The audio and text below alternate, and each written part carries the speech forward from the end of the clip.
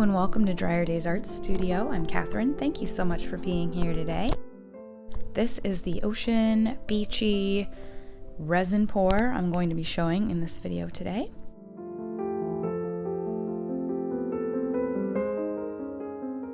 I haven't done a whole lot of work with trays, so I wanted to give them a shot, and I found this tray. It's stainless steel.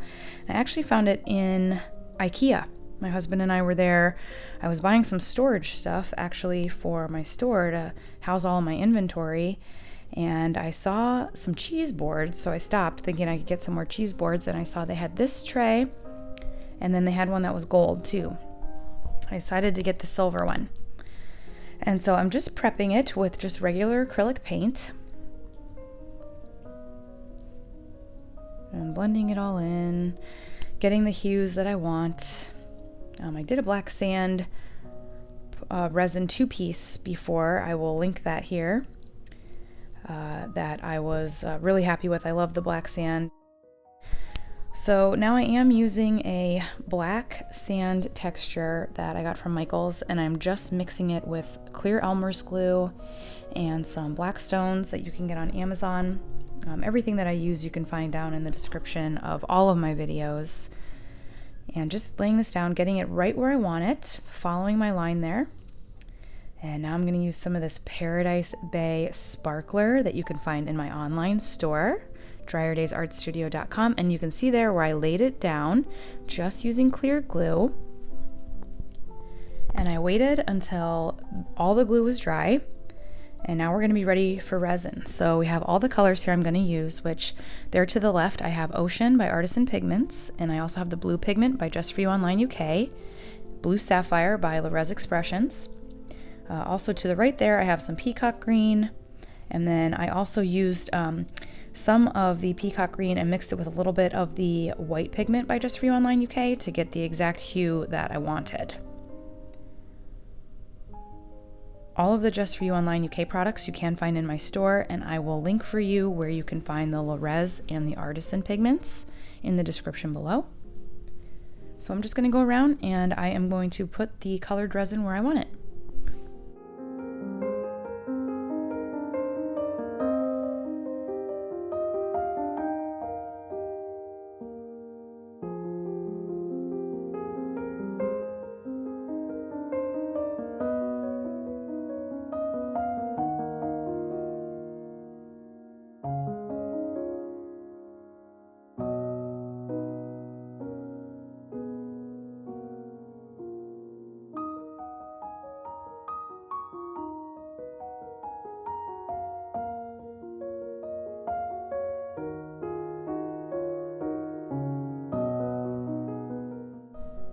Now right in this section I wanted to put some clear resin on top of the glitter because it'll kind of act like a little barrier and keep that pigmented resin out of the way, because I did want that glitter to show through a little bit in the finished product.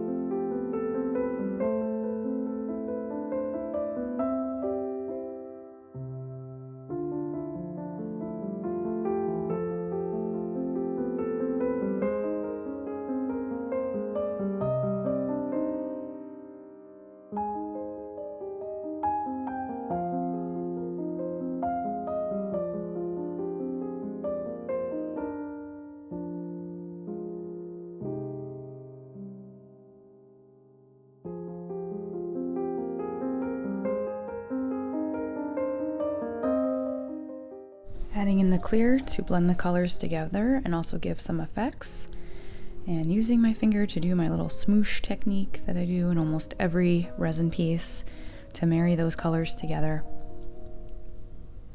I had started using a tagline in some bonus content that the less you use, the less you'll lose. The nice thing about doing a tray because you don't have all the runoff and you don't have all the tape and all of that, so it keeps it in a nice contained space. But you got to kind of bear that in mind too when you're measuring out your resin and all that, that you're not going to have the runoff. And I didn't want these colors to go all over the place. I needed to keep them sort of contained to give that dimension of the ocean, and plus I didn't want too much running onto my glitter there. So the less you use, the less you'll lose. I'm going to start incorporating that along with my keep on pouring. But yeah, just coming in here, adding some more color and dimension where I wanted it, and I just keep working it until I get the colors how I like them.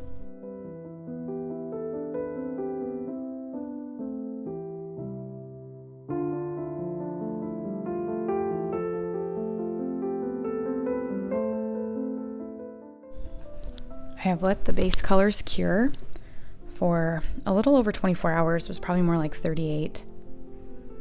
And I mixed up some clear resin, not a whole lot.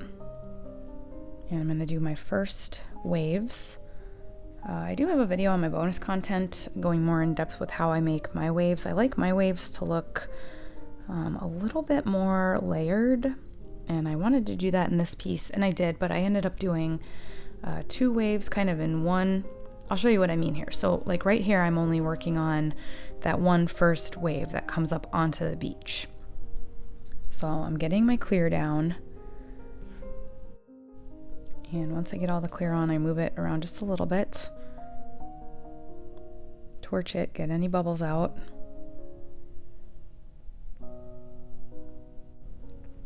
And now using the Just For You Online UK Supreme White, which I do have in my store, a couple left. Real thin ribbons, so you only need a tiny bit. And I'll go through my process of making my waves here. And then I will let this cure, and I'll come in and I'll do another section on top of this, which I'll show. But in that case, I will do 2 of the white, where I usually would only do 1. I wanted to try doing 2 at once. And so we'll see how that turns out. Okay, so the first layer has cured, and you can see how it almost disappeared in the black sand there because I didn't have any resin to seal off that black sand. So now I want to go back and put a little bit more white in there again, and I'm going to do my other waves here. So following the same process, putting just the clear down first, I'll hit it with the torch, and then I'll come in with the white.